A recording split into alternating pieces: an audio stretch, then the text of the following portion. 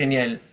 Bueno, muy buenas noches con todos, o buenas tardes, o muy buenos días con las personas que nos estén viendo. El día de hoy, junto a Cristian, vamos a hablar un poquito acerca de la situación entre Estados Unidos, Ucrania y también Rusia en relación al conflicto ruso-ucraniano, ¿no? Y también teniendo en cuenta un tanto la situación de esta reciente llamada que se dio entre el presidente de los Estados Unidos, Donald Trump, y el presidente ruso Vladimir Putin respecto al hecho de firmar un acuerdo de paz y finalizar la guerra, ¿no? Bueno, en contexto, ¿no? Sabemos cómo es que el presidente Trump se reunió junto a Putin, ¿no? El 12 de febrero, hace tan solo unos 2 días, para hablar sobre el fin de la guerra en Ucrania, ¿no? Y me parece bastante interesante este acontecimiento, puesto que ya Trump antes de la presidencia, antes de este segundo mandato que está teniendo durante el proceso de elecciones en los Estados Unidos, había mencionado justamente que uno de sus principales objetivos llegando a la Casa Blanca iba a ser el proceso de paz en Ucrania, ¿no? Y creo que claramente ahí podemos ir viendo algunos aspectos bastante interesantes, ¿no? Respecto al por qué Trump quiere el proceso de paz o por qué quiere que se finalice la guerra en Ucrania, ¿no? Ahí justamente ya con Christian vamos a estar discutiendo un poquito más de este punto que creemos que es bastante interesante también teniendo en cuenta la política exterior de Trump durante este mandato y cómo es que Trump está buscando quizás centrarse ya no en Europa y centrarse directamente ahora en lo que viene a ser el Asia-Pacífico, ¿no? O lo que algunos ya llaman el Indo-Pacífico, ¿no? Teniendo en cuenta un tanto más la relevancia de estos países que se encuentran en el Océano Índico, ¿no? Como vienen a ser Sí. los países del sudeste asiático o la India, ¿no? No sé, Cristian, ¿cuál es tu mirada en relación a lo que he ido comentando? Bueno, primero que nada, Benji, muchas gracias. A ver, yo creo que dentro de toda la política exterior de Trump, incluyendo la política migratoria y demás, yo creo que esta política exterior militar del nuevo mandato Trump, digamos, es tan importante, primero y principal, porque fue una promesa de campaña. Fue una cuestión que él estableció que él era el único capaz, a diferencia de su contraparte Biden en una primera instancia y luego la candidata demócrata Kamala Harris. Eh, Esto quizás por su cercanía en el pasado con Putin, su relación quizás no de amistad necesariamente, pero una relación no tan confrontativa contra Rusia o China, ¿no? Al menos en el aspecto militar. Eh, Ahora, creo yo que estaremos viendo una repetición un poco de lo que fue eh, este proceso de división de Berlín del siglo XX, pero esta vez con Ucrania como aquel campo de batalla en el que tanto Rusia y Estados Unidos van a medirse ambos para ver pues quién sería el vencedor estratégico en esta contienda que no necesariamente involucre a ambos directamente. ¿Por qué creo esto yo? Porque si los planes de paz que tiene Donald Trump, que le propuso Trump a Putin, es decir, que cierta parte del este de Ucrania se ha cedido directamente a las manos de Rusia, y que se le garantice de una u otra forma la autonomía política de Ucrania, pues se parece indicar que hay algún acuerdo por debajo de la mesa entre el gobierno ucraniano y el gobierno estadounidense en tanto la explotación de ciertos recursos y minerales en Ucrania, como son estas tierras raras que le sirven para el desarrollo de sus tecnologías, por ejemplo. Y en el lado, por así decirlo, que más ha sufrido de esta guerra en Ucrania, sobre todo el este de este país, lo que es el Donbass y demás, para- pasaría a ser un objeto, creo yo, luego tú me dices qué opinas, creo yo, un objeto de inversión y de desarrollo, sobre todo de China. Y yo creo que está bastante interesada en, por ejemplo, me invento, la creación o el desarrollo, la construcción de un puerto sobre Crimea o sobre las costas de Ucrania, sobre las costas del este de Ucrania. Yo creo que por ahorita creo que podemos ir tanteando por ahí estos asuntos, Benji. Sí, claro, me parece que mencionaste algo bastante interesante, es esta cuestión de las tierras raras, ¿no?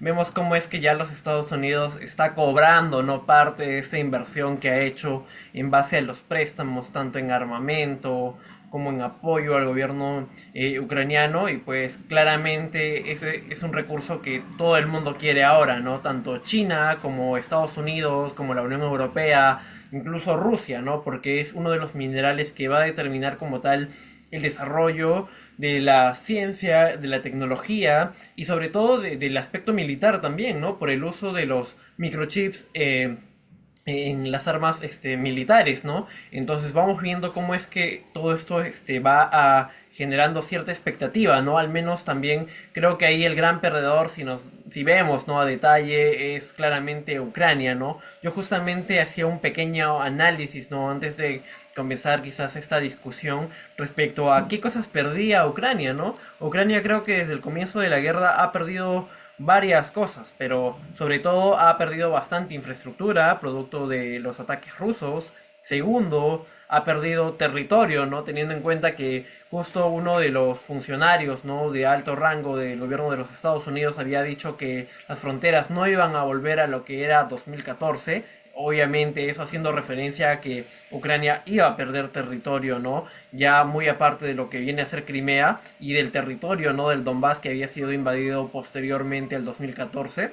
Vemos cómo es que probablemente si se quiere llegar a un acuerdo de paz, Ucrania va a tener que perder territorio. Pero aparte de eso también está perdiendo recursos naturales, ¿no? Justamente hablando de este punto de las tierras raras, ¿no? Que al final ellos no se van a ver beneficiados, sino compañías estadounidenses o como mencionas también, muy probablemente China, porque China ha mantenido una neutralidad bastante interesante dentro del conflicto ruso-ucraniano, incluso enviando a veces algunos representantes para negociar la paz o enviando ciertos diplomáticos para que establezcan relaciones ahí estrechas y cordiales con Ucrania, a pesar de que sabemos que más se va por el lado ruso, ¿no? Por las alianzas que tiene, por la importancia de Rusia también para China, ¿no? Porque sabemos que si en algún momento pasa que los países de Medio Oriente se alían o están fuertemente entrelazados con los Estados Unidos, Rusia puede ser la gasolinera de China, ¿no? Y es justamente debido a eso también que se está construyendo ahora el gasoducto Fuerza de Siberia 2. Ya existe Fuerza de Siberia 1, pero con Fuerza de Siberia 2 se estaría vendiendo una gran cantidad del gas ruso hacia China y asegurando justamente uno de los recursos clave para China, como viene a ser el gas y el combustible, ¿no? Que China necesita necesariamente para poder sacar a su economía a flote, ¿no? Y pues claramente íbamos viendo también cómo es que eso va a repercutiendo dentro de las relaciones entre China y Rusia, ¿no? Y además también ahora con el factor Ucrania. Creo que al menos en Ucrania va a haber bastante pelea, ¿no? Entre estas dos grandes potencias, entre Estados Unidos y China, pero al menos creo que Estados Unidos está mejor posicionado por lo que le debe Ucrania, ¿no? Producto del conflicto. Por otro lado, creo que también me gustaría agregar el tema de la cantidad de soldados que ha perdido, ¿no? Ha perdido muchos hombres, al menos Ucrania durante este conflicto, ¿no? Hombres que si bien van a volver, van a sufrir algunas enfermedades mentales, ¿no? Producto de estar constantemente en el frente de batalla, producto de las bombas. O sea, las personas que van a volver a su vida cotidiana no van a volver a ser las mismas, ¿no? Creo que ese es un efecto bastante letal que está teniendo la población ucraniana, ¿no? Y finalmente creo que esta deuda que debe también no solamente a los Estados Unidos, sino también a países de la Unión Europea, ¿no? Justo en Sky News, cuando estaba revisando algo de información, se mencionaba cómo es que al menos Trump está pidiendo el tema de los recursos de manera directa, ¿no? Mientras que existen acuerdos con, por ejemplo, con el Reino Unido, pero más, ¿cómo se llama? Por debajo de la mesa para la explotación de estos recursos, ¿no? Que ya habíamos ido comentando, ¿no? Por supuesto, Benji. Te quería consultar respecto a la Unión Europea, que creo que lo sacaste a tiempo. Me parece importante ver cuál sería el rol, ¿no? Respecto, bueno, estamos hablando de que la Unión Europea se ha caracterizado los últimos al menos 20 30 años por una dirección más o menos socialdemócrata, ¿no? Con cierto, no sé si temor, pero con cierto eh, recelo frente a Rusia, ¿no? Estamos hablando de que la Unión Europea justamente nace para poder diferenciar desde Occidente qué es Europa y qué no, y justo Rusia se queda de lado, se queda por fuera, ¿no?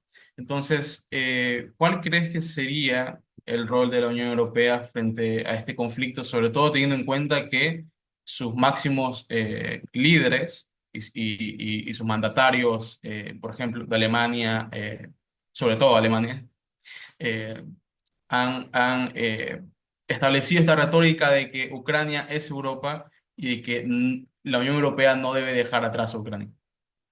Bueno, sinceramente yo creo que en el panorama actual Europa se encuentra bastante rezagado, ¿no? No solamente a nivel económico, sino también en lo militar, ¿no? Creo que Europa ya no es lo que era antes. Vemos cómo es que Alemania está en recesión, no hay un crecimiento constante.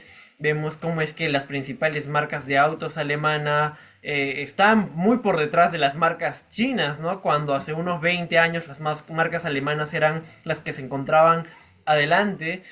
Alemania se ha quedado tecnológicamente rezagado, considero. Y en parte es justamente producto quizás de este eurocentrismo que existe dentro de las fronteras de la Unión Europea, ¿no? Y pues un tanto también de la dependencia que tienen hacia los Estados Unidos, ¿no? En términos de defensa, en términos económicos también, ¿no? Creo que al menos, si bien en estas negociaciones que van a darse, ¿no?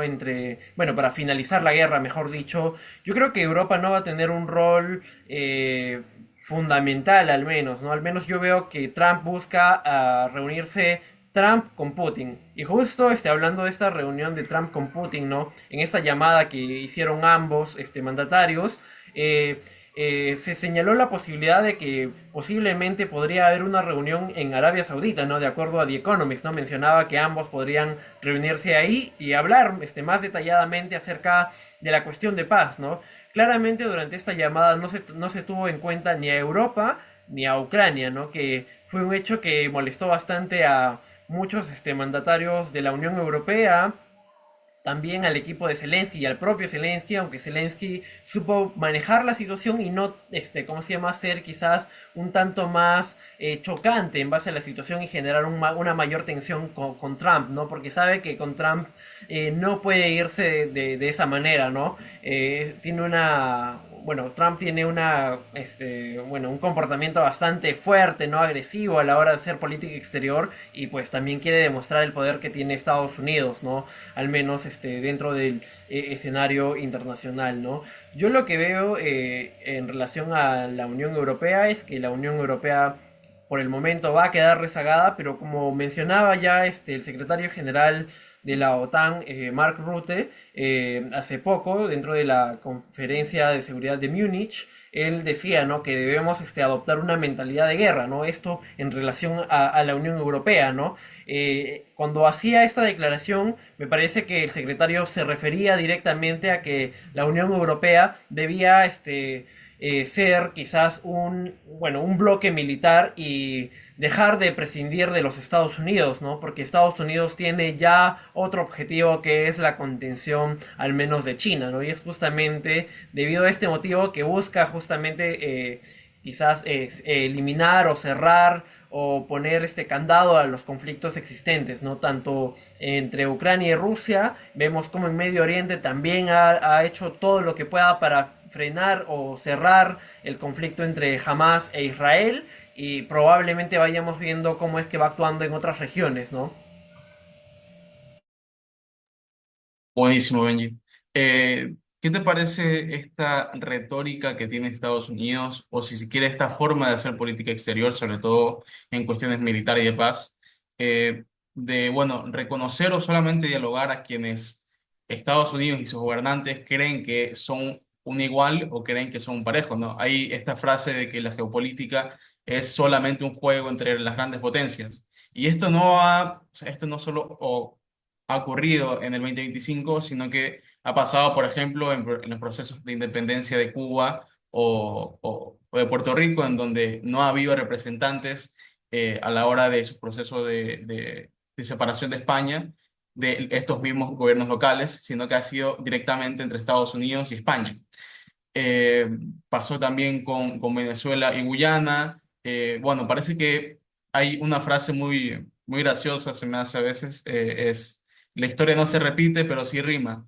¿Crees que esto es justamente un reflejo de ello o por dónde crees que van los tiros al no intentar, ni siquiera intentar, involucrar a una representación ucraniana en estos procesos de paz? Claro, bueno, yo creo que en primer lugar hay que comprender un poco más o menos el pensamiento de Trump. Trump mencionó que él busca quizás crear un gobierno, ¿no? En el cual él pueda ser recordado a través de la historia, ¿no? Hay que entender que es su segundo mandato y el último también, porque ya no va a poder volver a postularse. Entonces Trump quiere dejar como tal un legado, ¿no? Un legado como, bueno, cerrando el conflicto entre Rusia y Ucrania, pacificando un tanto Medio Oriente, ¿no? Vemos esto, pero también hay que entender que Trump es un empresario, ¿no? Entonces ve el mundo desde una perspectiva más de los negocios, ¿no? ¿Cómo puedo hacer que estos conflictos finalicen y pues nuevamente volver a la normalidad, ¿no? A que todo siga fluyendo, ¿no? Creo que ese es un punto que debemos entender. Y pues respecto a lo otro que mencionabas, ¿no? Creo que las grandes potencias por lo general pues tienden a querer tener el control de la situación, no solamente porque creen que son, bueno, que tienen el poder, ¿no? Sino también porque si vas atrayendo a más actores pequeños, el proceso de negociación al menos va a ser mucho más complicado y complejo, ¿no?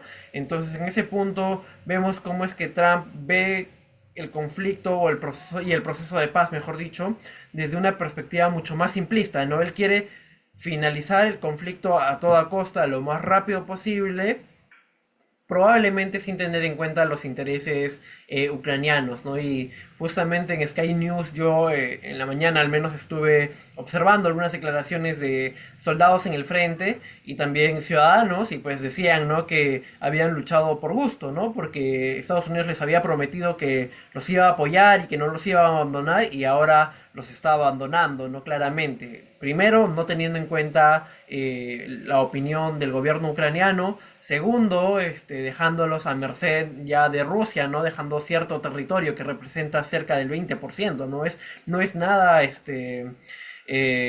bueno, no es nada envidiable el territorio que está anexionando Rusia, ¿no? Y también el prestigio que está ganando, creo yo. O sea, ahora vemos cómo es que Rusia se va a potenciar mucho más debido a todo este territorio que está ganando y quién sabe quién podría ser el próximo, ¿no? Probablemente Georgia, donde vemos cómo hay ciertas tensiones también, ¿no? En el gobierno o incluso algunos analistas un tanto más radicales mencionaban, ¿no? Que Putin en algún momento probablemente buscaría anexionar a las ex repúblicas soviéticas, ¿no? Teniendo en cuenta que Putin había declarado que uno de los más grandes errores geopolíticos había sido la desintegración de la Unión Soviética, ¿no? En el 91, ¿no? Totalmente. Creo que siguiendo un poco esta línea con lo que me acabas de decir, de que Putin, si acaso dentro de las figuras soviéticas, estaría un poco más cerca de Stalin que de Lenin. Estamos hablando que Lenin era un intelectual que incluso antes de que terminara la Primera Guerra Mundial, él ya hablaba sobre el derecho de autodeterminación de los pueblos, razón por la que Finlandia termina separándose del proyecto soviético inicial, digamos, ¿no? Eh, por eso, por lo general, Lenin no suele ser una figura que le agrade mucho a Putin, en contraste con Stalin, que Stalin hablaba de una nación rusa, hablaba de que sin importar que nacieras en Bielorrusia, en Moscú o en Ucrania, pues había un concepto nacional que se debía defender en contraposición de los intereses, por ejemplo, estadounidenses. Estamos hablando de en plena Guerra Fría. Eh,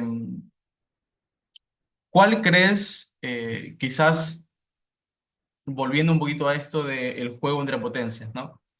Estados Unidos reconoció de manera implícita o explícita a China, invitándola a sentarse junto con Rusia a los procesos de negociación y de paz.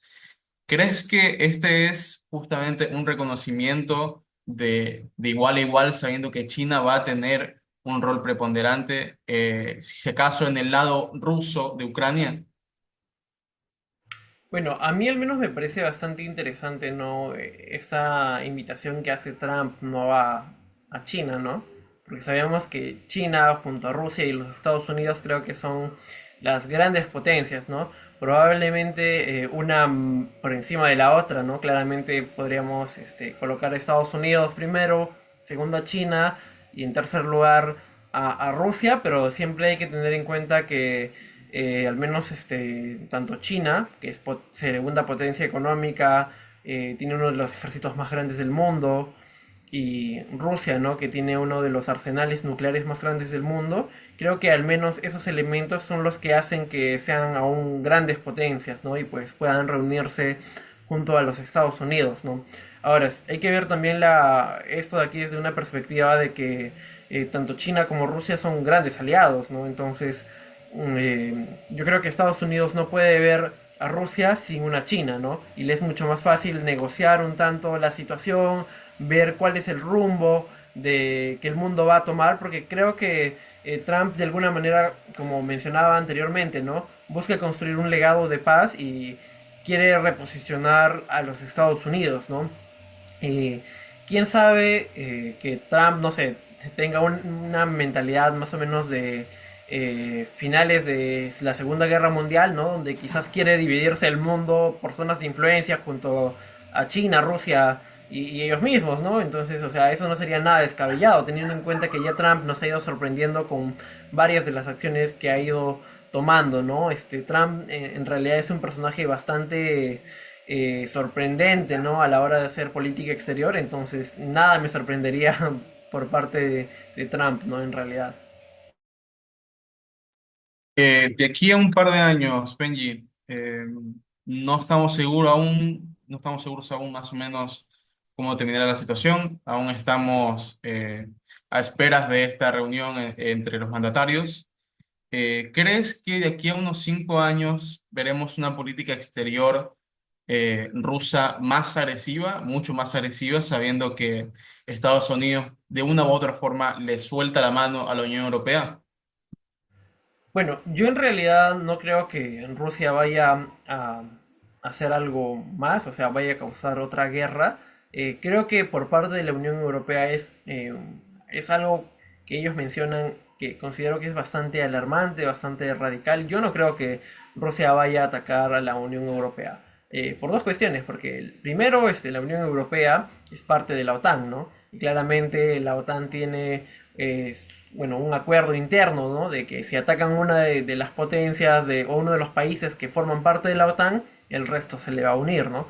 Y yo no creo, sinceramente, que los Estados Unidos vaya a abandonar a la Unión Europea, pero incluso si abandona la Unión Europea, hay que tener en cuenta también cómo es que este acontecimiento del conflicto ruso-ucraniano está haciendo que la Unión Europea se redirija, ¿no? ¿Cómo se llama? En relación a esta cuestión de la autodeterminación, ¿no? De un ejército propio europeo, ¿no? De una mayor inversión en términos militares, ¿no?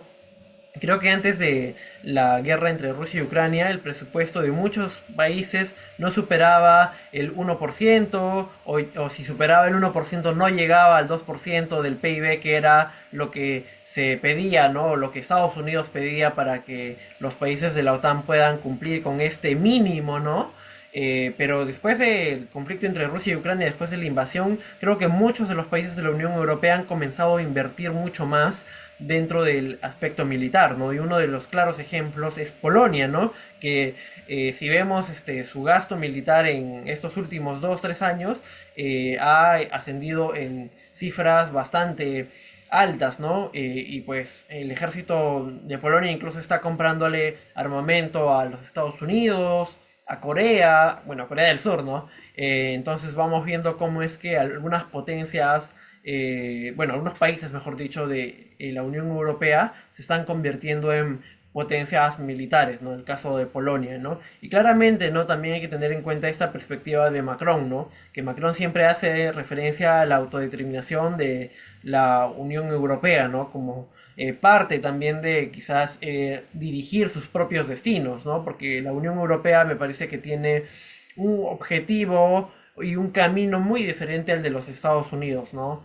Claramente por la propia situación que está viviendo los Estados Unidos con Trump, ¿no? Este declive un tanto de la democracia, ¿no? Viendo también cómo es que figuras como Elon Musk están bastante metidos dentro de lo que viene a ser la política en los Estados Unidos, ¿no? Es una figura bastante controversial, no solamente quizás por su apoyo a los partidos de extrema derecha dentro de la Unión Europea, ¿no? Ahora, yo consideraría que si es que los políticos más moderados dentro de la Unión Europea desean, uno, mantenerse en el poder y dos, quizás preservar la paz, lo que deberían hacer es primero nuevamente restablecer relaciones con Rusia, generar esta dependencia que ya existía, ¿cómo se llama? Anteriormente, ¿no? Que fue uno de los motivos para que Putin, como tal, trabaje desde el 2014 hasta el 2022 una política de autarquía, ¿no? Que empiece a producir sus propios productos dentro y todo. Creo que lo mejor que podría hacer la Unión Europea es volver a restablecer sus relaciones con Rusia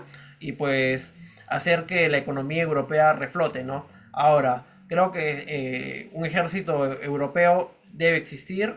Creo que deben estandarizar también la producción de armas. Es importante mencionar esto, puesto que en la Unión Europea cada país tiene su propio modelo de tanques, tiene su propio modelo de aviones. Por ejemplo, en Alemania tienen a los Leopard, ¿no? Tienen ¿cómo se llama? Artillería también muy diferenciada entre cada país. Entonces, eso impide que haya un trabajo conjunto entre las fuerzas, ¿no? Ahora, en una hipotética guerra, es imposible que pues distintos tipos de arma puedan combatir a un solo tipo de arma, ¿no? Tal como sucede con los ejércitos de Estados Unidos o con el ejército ruso, ¿no? Que creo que hasta cierto punto una de las ventajas que ha tenido ha sido el que solamente tienen un modelo, uno o dos modelos de tanque, a diferencia de la Unión Europea que ha enviado sus modelos de tanque a Ucrania, pero cuando falta piezas no pueden cambiarla porque el otro tanque es un tanque de fabricación alemana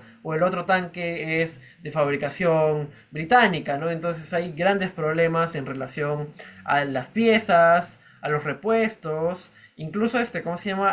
A las armas que utilizan, ¿no? Entonces creo que el primer paso de la Unión Europea es, uno, consolidar un ejército europeo y dos, estandarizar la producción de armas, ¿no? Que también es un tema bastante delicado, al menos para ciertos países como Francia, Alemania, Italia, incluso España, ¿no? Que producen drones, ¿no? Pero que creo que se debe sobrellevar de la mejor manera para pues poder defender sus fronteras, ¿no? Y pues sobre todo para independizarse, entre comillas, de los Estados Unidos, ¿no? Que ya con sus bases militares que tienen toda la Unión Europea, se podría decir que la Unión Europea es satélite de los Estados Unidos, ¿no? Así ya exagerando, ¿no? Por supuesto, Benji. Yo tengo un poquito de disonancia cognitiva. No estoy seguro, sobre todo al ver el auge de estas derechas en Europa, me surge la duda de si cada estado de la Unión Europea va a empezar a distanciarse uno del otro por estos conflictos internos que existen entre España, Francia, Alemania y demás. ¿Crees que, como tú dices, este miedo o este recelo por Rusia les empujaría a la Unión Europea a consolidarse o desarrollar un departamento exclusivo o principalmente enfocado en lo que es la defensa, asuntos militares? ¿O crees que cada estado de la Unión Europea va poco a poco ir desentendiéndose del uno del otro para asegurar su propio interés frente a una hipotética, muy poco hipotética para mí, invasión rusa. Eso lo quería preguntar. Sí, bueno, yo creo que, como mencionaba anteriormente, es un tema bastante controversial. Hay varios países, como por ejemplo Francia, que se van a oponer, pero yo creo que a lo que se tiene que llegar es una especie de reparto, ¿no? Por ejemplo, sabemos que tanto Francia, Alemania, España, Italia, incluso otros países, ¿no? De Europa oriental, ¿no? Producen ciertos tipos de arma, ¿no? Por ejemplo, si hacemos una comparativa, los alemanes son los que mejor tanques fabrican, ¿no? Los Leopard son tanques sin igual, ¿no? O sea, no tienen comparativa con los franceses ni con los italianos. Ahora, los españoles, por ejemplo, son muy buenos desarrollando drones. Entonces, ¿por qué en España no se centra una base para la fabricación neta de drones, ¿no? Igual, Francia tiene, por ejemplo, muy buenos, ¿cómo se llama? Sistemas de artillería, ¿no? Entonces, ahí pueden, cada país creo que tiene que buscar su fuerte, tienen que negociar bastante entre ellos el tema de quién va a producirlo, porque eso implica también renta para el propio país, ¿no? Ahora, si es que deciden hacer algo, tienen que hacerlo a nivel europeo, ¿no? Tienen que construirnos un departamento de defensa europeo y tienen que saber sobrellevar, ¿no? Cómo compensar que le quitas, por ejemplo, el sector de los tanques a Francia y a Italia, ¿no? Y se lo das a Alemania, ¿no? Porque, pucha, tú dices, ¿qué pasa? Estoy dejando, ¿cómo se llama? Un sector bastante importante que he desarrollado por muchos años y todo se va a Alemania, ¿no? Entonces, ¿qué cosa yo recibo a cambio? Creo que es un tema bastante de negociación, ¿no?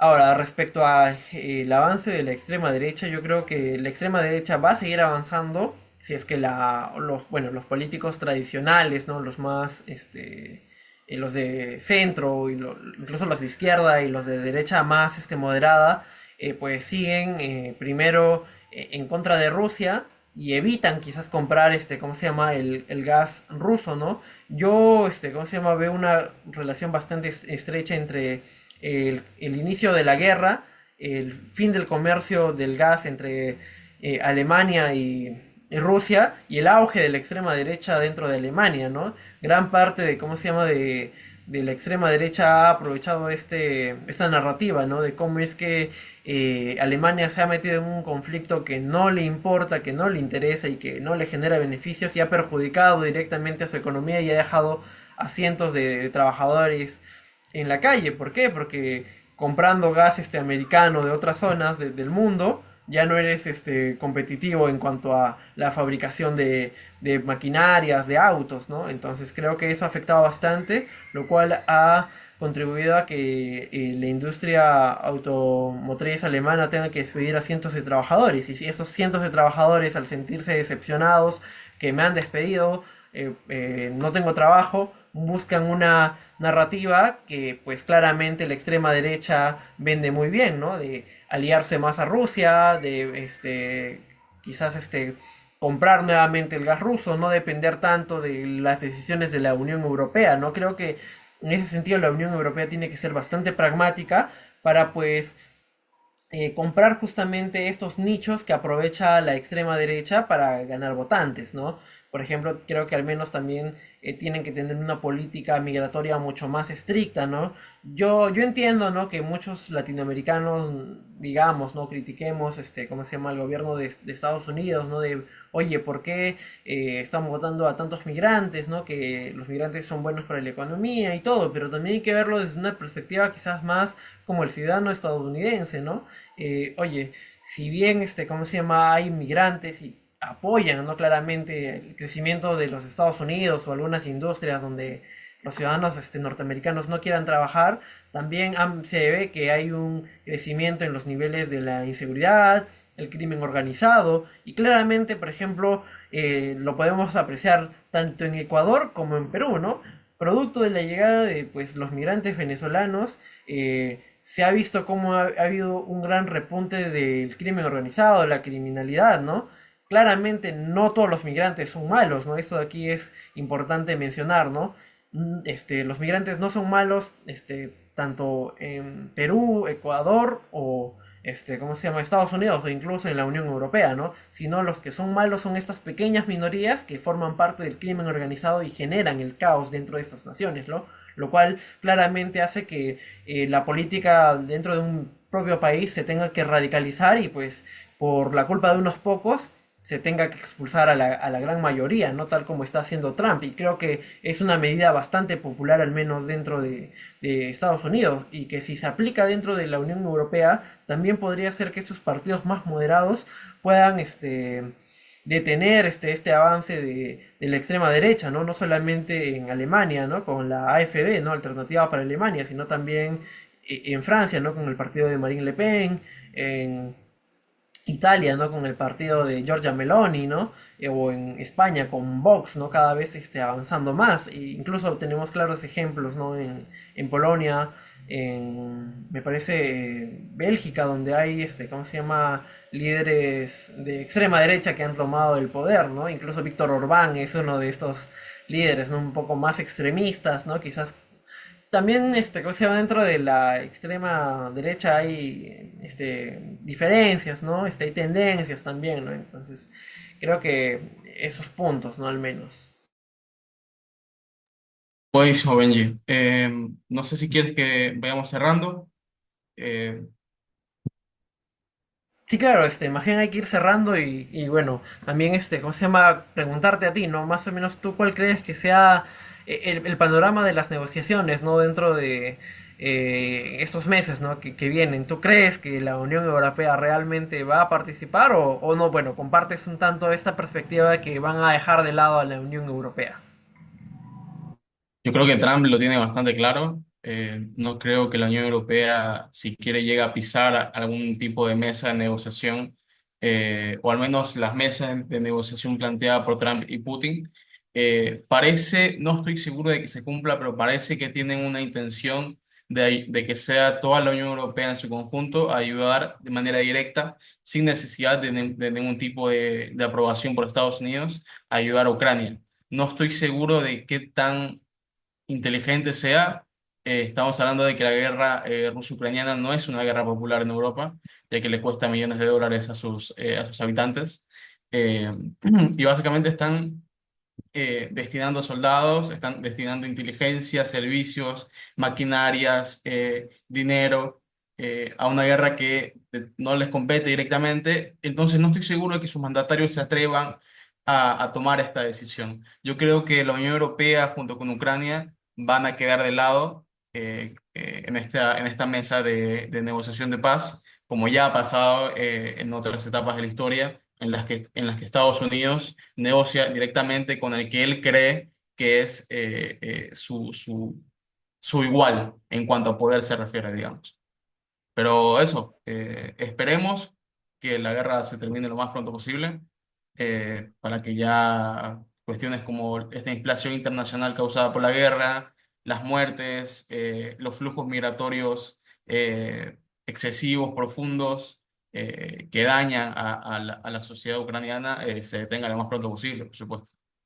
Claro, y bueno, dato adicional, ¿no? Que mencionar, producto de esta conversación entre Putin y Trump, ¿no? Se generó que el petróleo, ¿no? Y varios combustibles más, pues, pierdan valor, ¿no? Se devaluaron en un 30%, ¿no? Lo cual implica también cómo es que este fin de la guerra, ¿no? Va a generar que nuevamente Rusia vuelva, ¿no? Con todo su combustible, con todo su gas, a llenar la gasolinera de muchos países del mundo, ¿no? Y va a tener efectos positivos, ¿no? Claramente. Creo que gran parte de los países, ¿no? Nos hemos visto afectados por el incremento del combustible, ¿no? Creo que en un principio cuando estalló la guerra, ¿no? Muchos creíamos, ¿no? Que no, es una guerra que está al otro lado del mundo y no va a tener efectos, pero claramente que ha tenido efectos en muchos de nuestros países, ¿no? Y seguramente ya de este tema vamos a estar hablando pronto,